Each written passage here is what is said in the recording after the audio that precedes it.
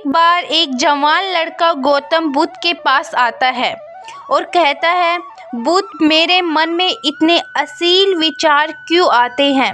मेरे मन में अक्सर काम वासना के विचार चलते रहते हैं, जिनके बारे में सोच सोच कर मैं अपना बहुत सा समय और ऊर्जा बर्बाद कर देता हूँ, जिनकी वजह से शांत नहीं रह पाता हूँ और हमेशा ही विपरीत लिंग के प्रति आकर्षण महसूस करता हूँ। बुद्ध ने मुस्कुराते हुए कहा, क्या तुम्हें पता है काम वासना होती क्या है? लड़के ने कहा, बुद्ध, मुझे यह तो नहीं पता कि काम वासना होती क्या है, इसका मतलब क्या है, लेकिन यह जो कुछ भी है बहुत बुरी है।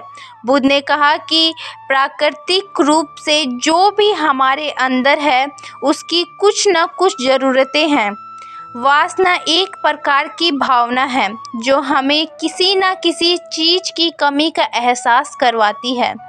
फिर हम उस कमी की पूर्ति के लिए उस चीज़ की तरफ आकर्षित होना शुरू कर देते हैं। जैसे अगर किसी के पास धन की कमी है तो उसके अंदर धन के प्रति आकर्षण यानी कि धन की वासना उत्पन्न हो जाएगी।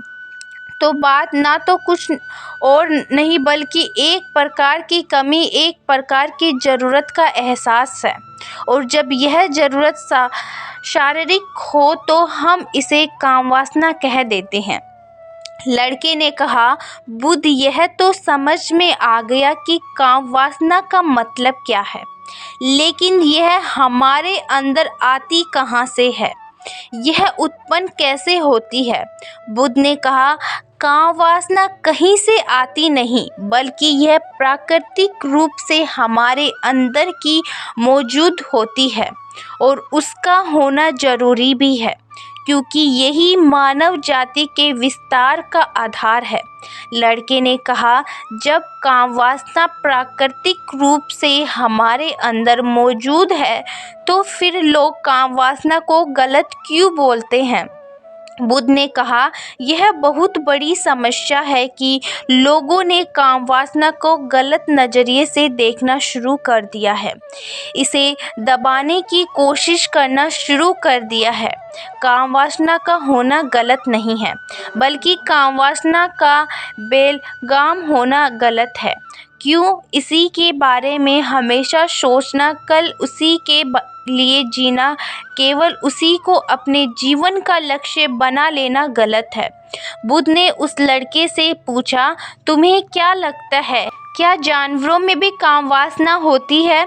लड़के ने कहा, हाँ, बहुत ज़रूरी होती है, क्योंकि आखिर जानवरों को भी तो अपनी पीढ़ी आगे बढ़ाने।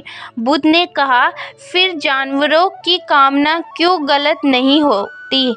लड़के ने कहा, पता नहीं, वह आप ही बताइए। बुद्ध ने कहा, क्योंकि जानवर अपनी काम वासना का उपयोग सिर्फ शांति उत्पन्न करने के लिए करते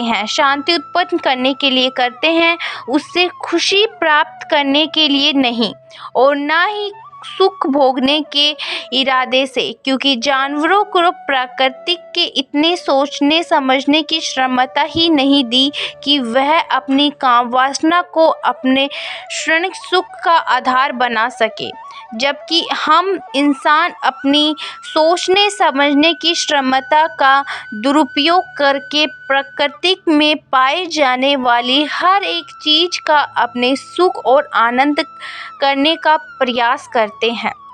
हम इंसानों ने भी काम वासना के साथ भी यही किया है, इसे अपने अंदर और भोग का आधार बना लिया है।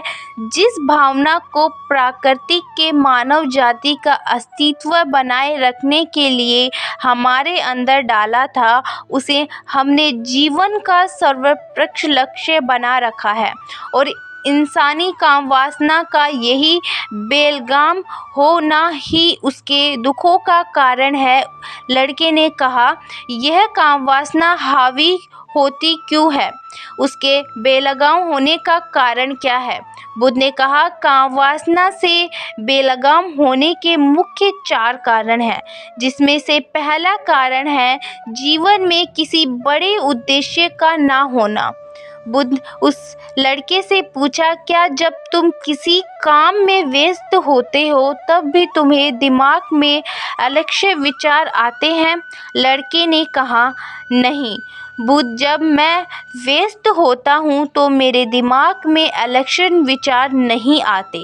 बुद्ध ने कहा, हमारा दिमाग एक बार में सिर्फ एक ही चीज़ के बारे में सोच सकता है, इसीलिए जब हमारे दिमाग में कोई दूसरे विचार चल रहे होते हैं तो अलक्ष्य विचार आ नहीं सकते।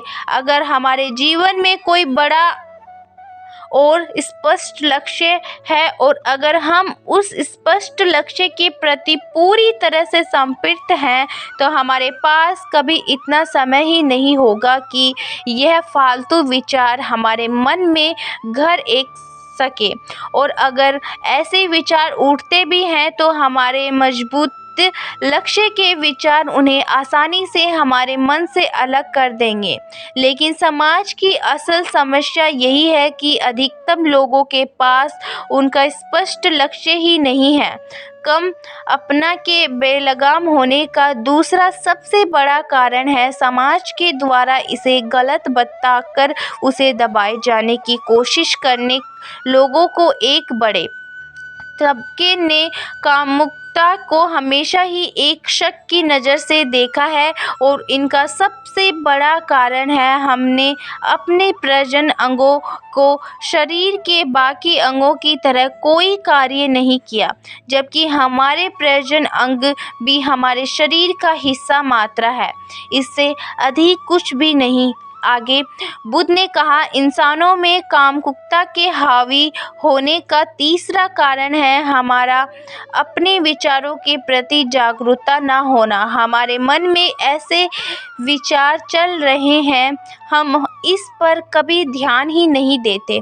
हमारे मन में उठने वाले विचारों के बारे में एक अनोखी बात यही है कि जब हम किसी एक चीज़ के बारे में विचार करते हैं तो हमारा मन उससे संबंधित और भी विचार हमारे सामने रखना शुरू कर देता है और फिर ऐसे ही हमारे मन में विचारों की एक श्रृंखला बन जाती है जिसे पर हम उलझ कर रह जाते हैं। ऐसे ही होता है अलक्ष्य विचारों के साथ। हमने एक बार किसी को देखकर अपने मन में एक अलक्ष्य विचार पैदा किया, फिर हमारे मन अपने आप ही इन विचारों की श्रृंखला बना देता है जिनके बारे में सोच सोच कर हम अपनी बहुत सी ऊर्जा और समय बर्बाद कर देते हैं। इसीलिए पूरी जागरूकता के साथ अपने अंदर उड़ने वाले विचारों पर ध्यान देना जरूरी है। बुद्ध ने कहा, अलक्ष्य विचारों के हावी होने का चौथा कारण बुरी सोच पर अलक्ष्य विचार वाले लोगों की संगति करना। कई बार ऐसे होता है कि कामुकता हमारे अंदर नहीं होती, लेकिन कुल अलक्ष्य विचार लोगों के साथ रहने की वजह से या हमारे अंदर हावी हो जाती है। इसीलिए बुरे विचार वाले 80% दूरी बनाकर रखनी चाहिए। लड़के ने कहा, बहुत यह तो समझ में आ गया कि कामुकता हावी कैसे होती है, लेकिन इसे हावी होने से रोका कैसे जा सकता है। बुद्ध ने कहा, सबसे पहले तो तुम यह समझो कि काम वासना की ऊर्जा को रोका नहीं जा सकता, इसे सिर्फ रूपांतरित किया जा सकता है और इस ऊर्जा को रूपांतरित करके के दो तरीके हैं, पहला है प्रेम और दूसरा है ध्यान।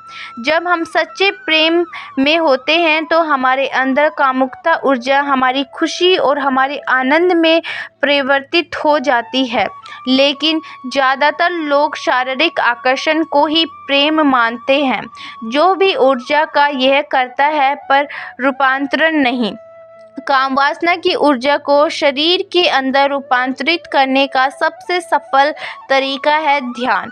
ध्यान के माध्यम से आप अपने अंदर स्थित आने के उस केंद्र में स्थापित हो जाते हैं जिसके सामने दुनिया का हर भोग विलास टिका लगने लगता है।